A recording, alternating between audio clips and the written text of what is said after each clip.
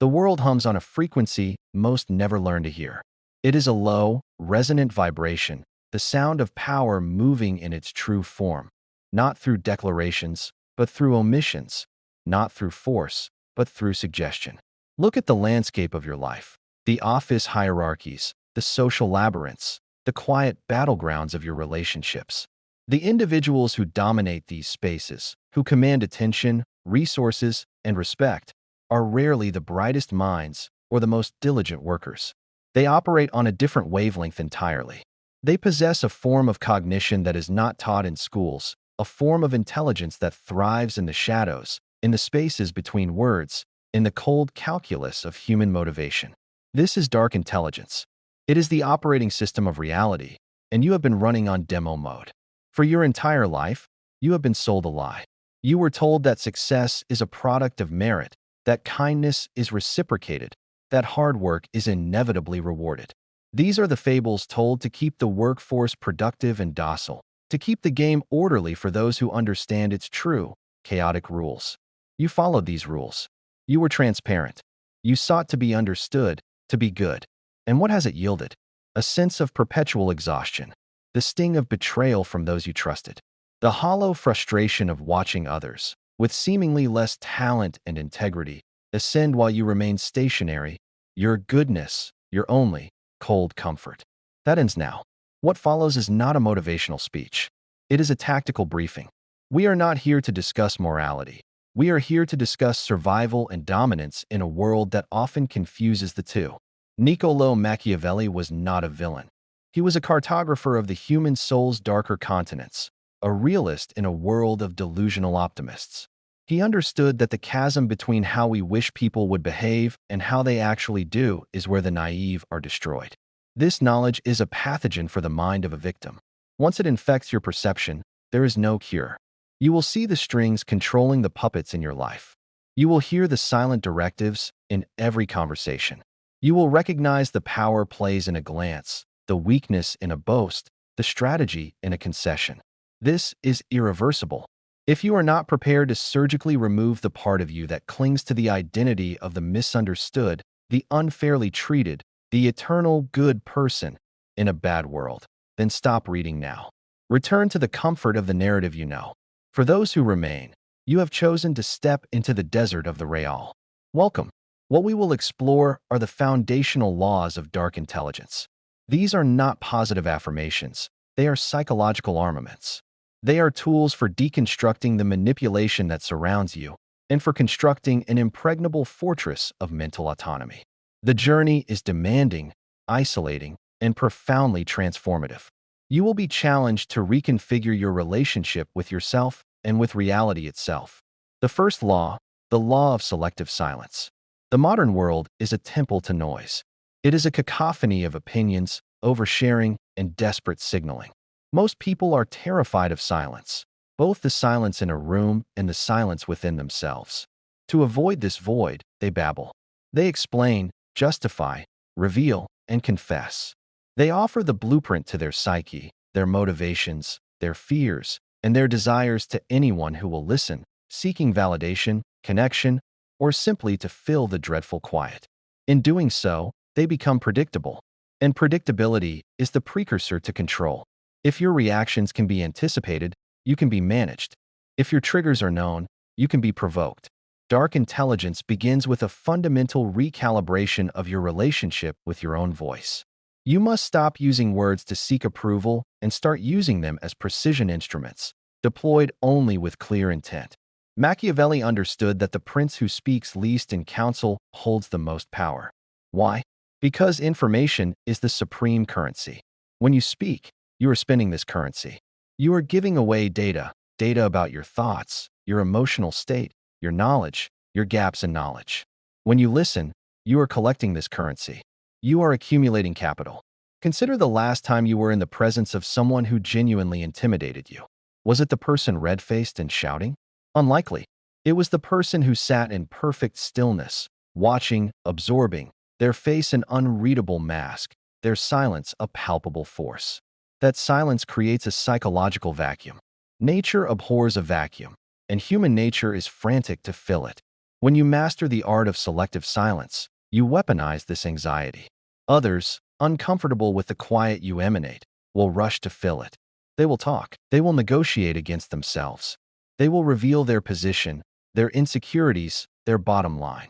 They will, in essence, tell you exactly how to influence, persuade, or defeat them, simply because they could not bear the weight of your non-participation. The practice is brutal in its simplicity. Stop explaining yourself when no explanation is demanded. Stop defending your actions to those whose opinions are irrelevant to your goals. Stop offering your unsolicited opinion, your hot take, your emotional reaction. Become a black hole for information. Everything enters, nothing escapes. Let people project onto your silence what they will. They will often assume depth, strategy, or approval where there is merely calm observation. When your position is unknown, it cannot be countered. When your next move is a mystery, you force others into reaction. They become cautious. They invest mental energy in trying to decipher you, energy they are not spending on their own agenda. Silence is not passive. It is not merely the absence of noise. It is the active projection of control. It communicates that you are unruffled, that you are processing on a level they cannot access, that you are operating from a place of surplus, not scarcity. It is the first and most fundamental declaration of power. Master your tongue, and you master the first dimension of the game. The second law, the law of strategic amorality. This is the point of greatest psychological resistance. From childhood, you have been conditioned to view the world through a moralizing lens. Good versus evil, fair versus unfair, right versus wrong. This framework is not just a philosophy. For the uninitiated, it is a cognitive prison. It causes you to interpret events through a filter of emotional judgment, which clouds strategic vision. You feel betrayed, and thus you rage. You perceive injustice, and thus you despair. These reactions are luxuries you can no longer afford. The Machiavellian mind does not traffic in good or bad. It analyzes in terms of effective and ineffective. Causality replaces morality. Consider a lion hunting a gazelle. Is the lion evil? The question is nonsensical. It is behaving according to its nature and necessity. A storm is not malicious. It is a meteorological event. You suffer because you insist on projecting your human sense of should onto a universe utterly indifferent to it. You scream at the storm for being unfair. The storm does not hear you. Dark intelligence requires you to adopt the detachment of a mechanic examining a faulty engine. The mechanic does not curse the spark plug for being unjust. He identifies it as broken and replaces it. When someone undermines you at work, do not wallow in feelings of betrayal. That is fuel for the weak. Instead, shift instantly into analysis. What was their objective? What resource or position were they seeking? What perceived weakness in me did they exploit? What does this reveal about the power dynamics at play? This is strategic amorality. It does not mean you abandon your personal ethics. It means you quarantine them during strategic analysis. Your ethics can guide your ultimate goals: to build a stable company, to protect your family, to create something of value.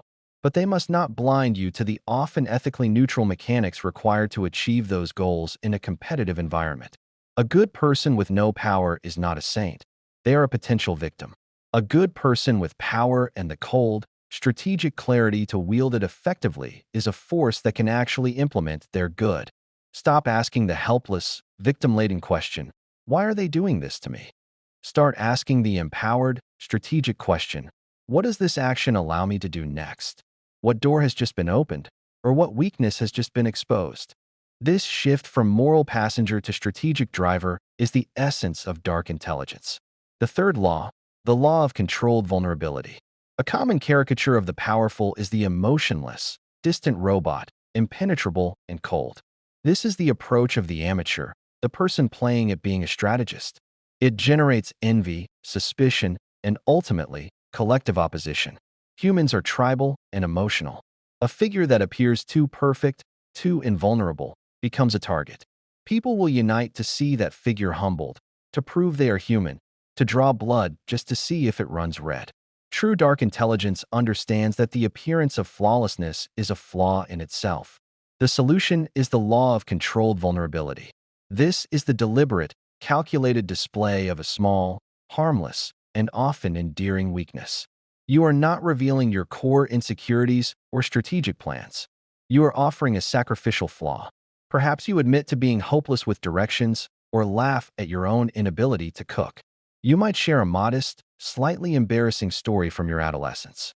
You may ask for a small, insignificant favor, an opinion on a font choice, the name of a good book. This tactic triggers powerful psychological effects. First, it humanizes you. It allows others to feel a sense of camaraderie or slight superiority, which lowers their guard. They think, he's so sharp, but he can't work the projector. He's just like me. This is the Ben Franklin effect in action. People who do small favors for you, or who see a relatable flaw in you, tend to like you more. They bond with the curated vulnerability you present, while they are disarmed, bonding with this manufactured human side of you. They are blinded to your true architecture, your resolve, your calculations, your real weaknesses which remain locked away. You are managing their perception, directing their attention to the decoy while the treasure remains hidden. Never show your throat, your vital, vulnerable points. But occasionally, show a scratch on your arm. It makes the wolves feel at ease, and a complacent opponent is the easiest kind to outmaneuver. The fourth law, the law of the mirror. We exist in an age of profound, cultivated narcissism. Every individual is, to some degree, the star of their own cinematic drama. Everyone else is a supporting character, a plot device, or part of the scenery. The critical error most make is trying to forcibly insert themselves as a co-star in another person's movie. You try to impress them with your accomplishments, to dazzle them with your wit, to argue them into seeing your perspective. This is energy spent against the current. Dark intelligence dictates a more elegant and potent approach. Do not try to outshine them. Become a mirror. Reflect their emotional state, their language, their posture, their energy back to them. If they are passionate and expansive, match their tone and open your posture. If they are cautious and analytical, become more measured and precise, using their own terminology. Validate their feelings without necessarily agreeing with their conclusions. I can see why you'd feel that way, given the pressure you're under, is a mirroring statement of immense power. When you master mirroring, a profound psychological transference occurs. The person does not truly see you. They see a flattering, comprehending reflection of themselves. And since people are fundamentally enamored with their own self-concept, they will associate those positive feelings with you.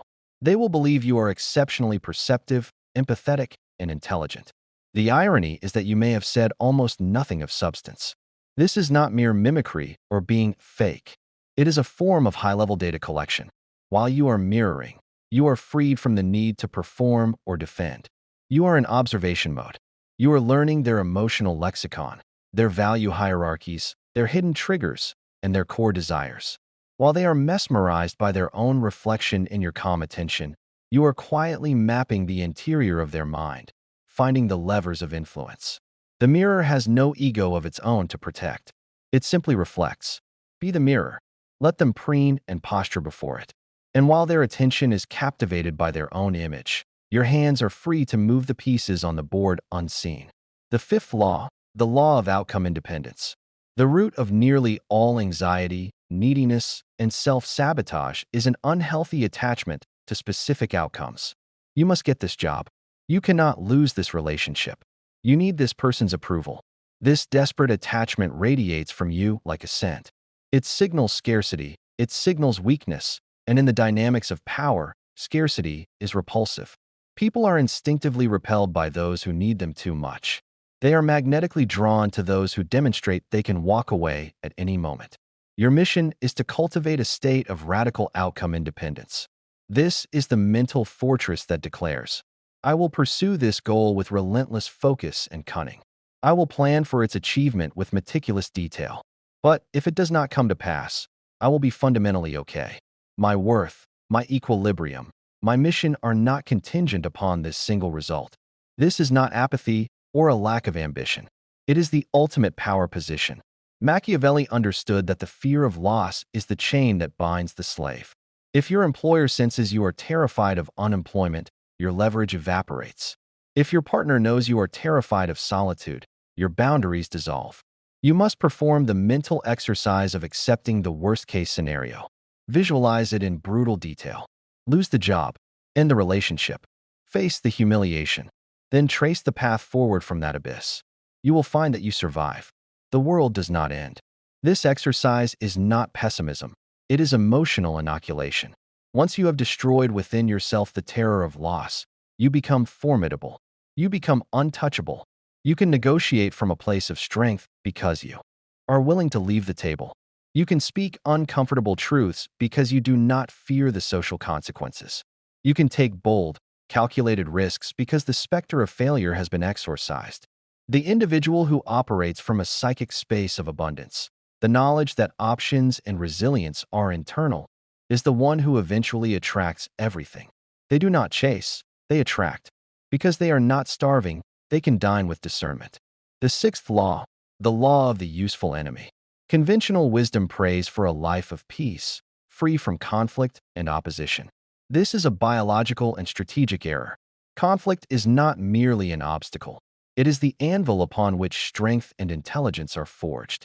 Without resistance, the mind grows complacent, the spirit soft, and strategy becomes theoretical.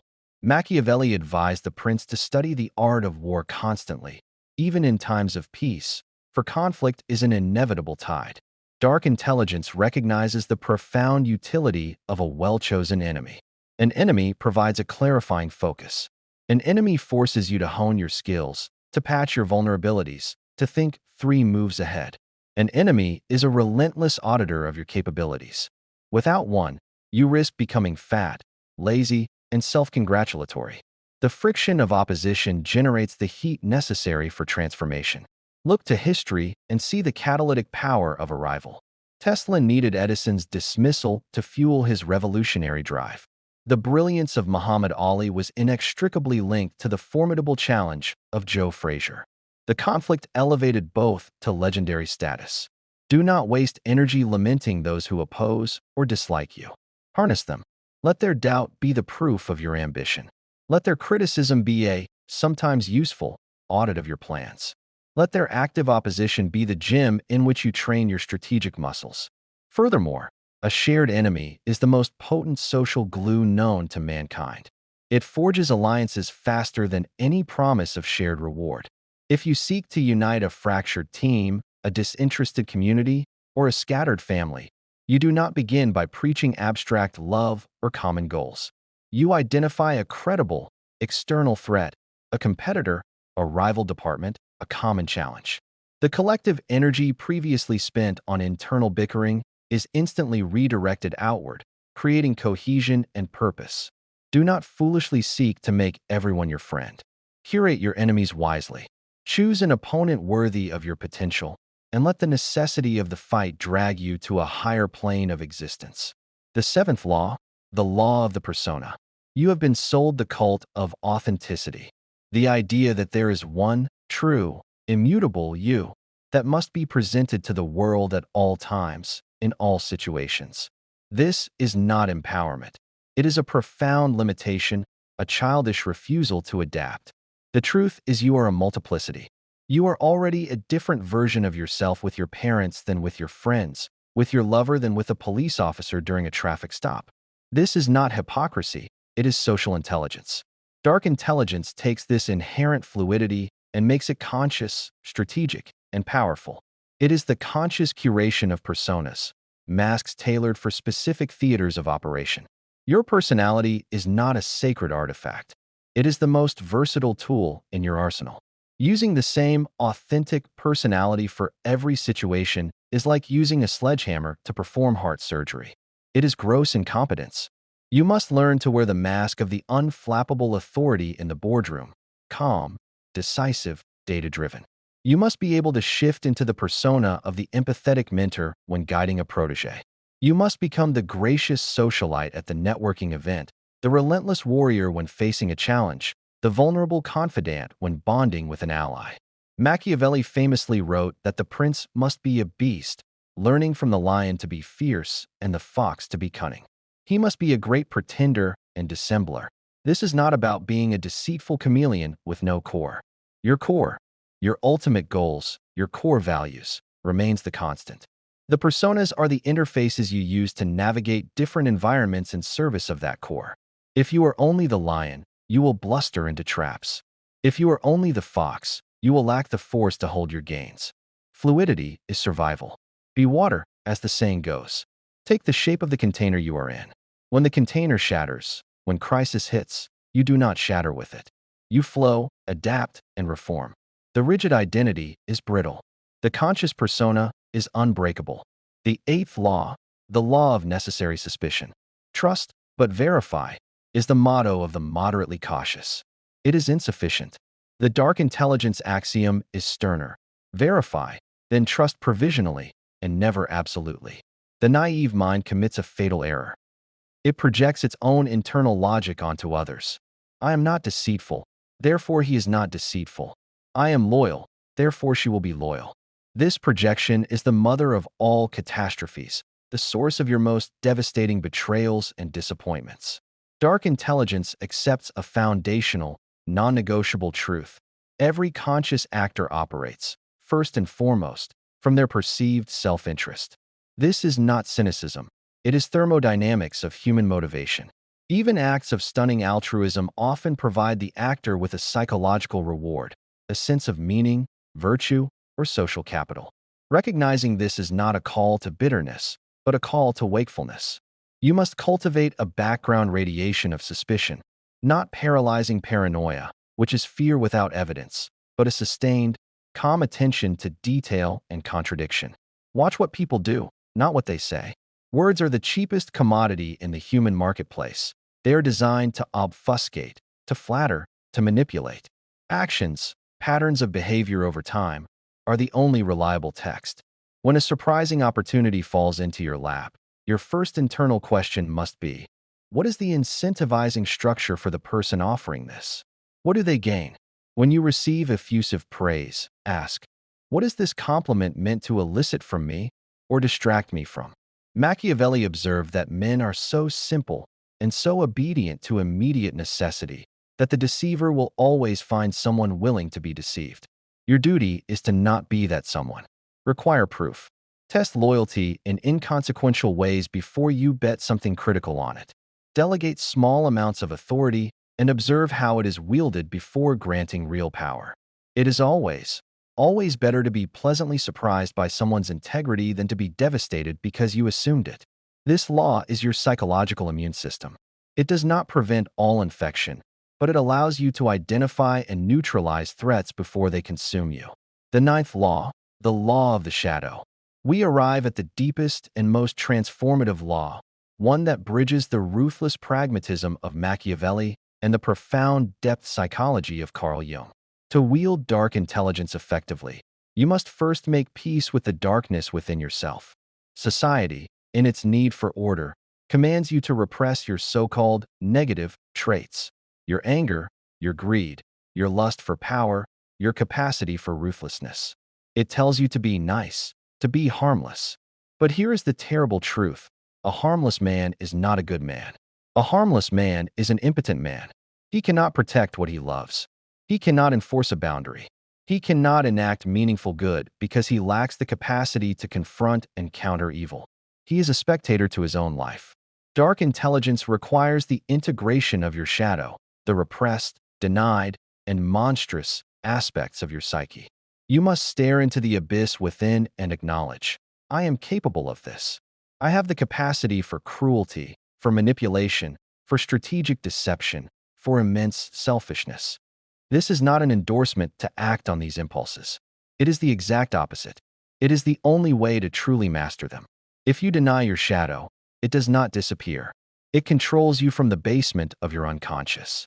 It leaks out as passive aggression, as chronic resentment, as self-sabotage when you are close to success, as inexplicable attraction to destructive people and situations. Your unintegrated shadow is your puppet master. You must bring the monster into the light of conscious awareness. You must look at it calmly and say, I see you. I acknowledge you. You are a part of me, but you are not in command. This integration is the source of true power. When you know you could destroy someone, emotionally, professionally, psychologically, but you consciously, deliberately choose not to, that is virtue. That is power under sovereign control. It is the difference between a pacifist, who is nonviolent because they are afraid of violence, and a warrior who has sheathed their sword, who is nonviolent because they have mastered violence and chosen a higher path. Machiavelli's ideal prince was not a saint. He was a man who knew how to use cattivi mezzi, bad methods, for buoni fini, good ends. You need that edge. You need that darkness integrated into your being, not to wield it recklessly, but so that a subtle, unmistakable quality emanates from you. I am at peace by choice, not by naivety. I am kind by decision, not by weakness. When you have mastered the darkness in yourself, you cease to fear it in the world. You become whole, formidable, and finally, truly free. These 9 laws are not a checklist to be completed. They are a perceptual lens, a new operating system. Once installed, your reality will reconfigure. You will walk into a room and hear the deafening volume of what is unsaid. You will see the invisible architecture of power in a casual conversation. You will recognize the lions, the foxes, and the sheep in their endless, intricate dance. This awakening carries a solemn burden, the burden of isolation. As you emerge from the trance, you will see with painful clarity how many are still asleep, willingly following scripts they did not write. A distance will grow between you and your former life. Old friends may find you colder, quieter, different. Let them. You are not becoming colder. You are becoming less volatile. You are not becoming quieter. You are becoming more deliberate. You are shedding the fragile, needy skin of the victim and stepping into the resilient, self-contained form of the outlier. The proof of these laws is etched across thousands of years of human history, in the rise and fall of empires, in the dynamics of every court, corporation, and community that has ever existed. They are the physics of social power. The question is no longer their validity. The only question that remains is about you. Do you have the stomach for this? The courage to look inward without flinching? The will to trade the comforting drama of victimhood for the quiet, lonely responsibility of power? Most who encounter these ideas will nod, feel a fleeting thrill, and then retreat to the familiar warmth of their complaints, their justifications, their hope that the world will one day be fair. But you are still reading. You have listened to the silence, and you have heard its call. This is not the end. It is the threshold, the rabbit hole of strategic depth, psychological mastery, and applied power dynamics goes far, far deeper than a single exposition. This is merely the orientation. The real training, the advanced applications, the live analysis of power plays, that lies ahead, in the shadows where those who are truly committed gather to hone their edge. If you are ready to go further, if you are committed to the relentless dismantling of your own weaknesses and the systematic construction of an untouchable mind, then you know what is required. The algorithm is a gatekeeper. Your engagement is the key. Subscribe. Turn on notifications. This channel is a lifeline for those who refuse to be pawns. Each new video is a tactical dispatch from the front lines of the mind. Like this video if you understood that these laws are not about exploiting others, but about refusing to be exploited. Share it with the one person you know who is ready to wake up, but do so discreetly. This knowledge is not for the crowd. And comment below with the law that resonated most, or the one you find most difficult to accept. The discussion in the comments is where the theory meets the friction of real-world application. Your insights there forge a community of outliers. The journey is solitary, but you do not have to travel blind. We are here, mapping the shadows. The choice, as always, is yours. Remain in the well-lit cage of the familiar, or step into the liberating darkness of the real. We will be waiting for you there. Subscribe, share, like, comment. Your next move begins now.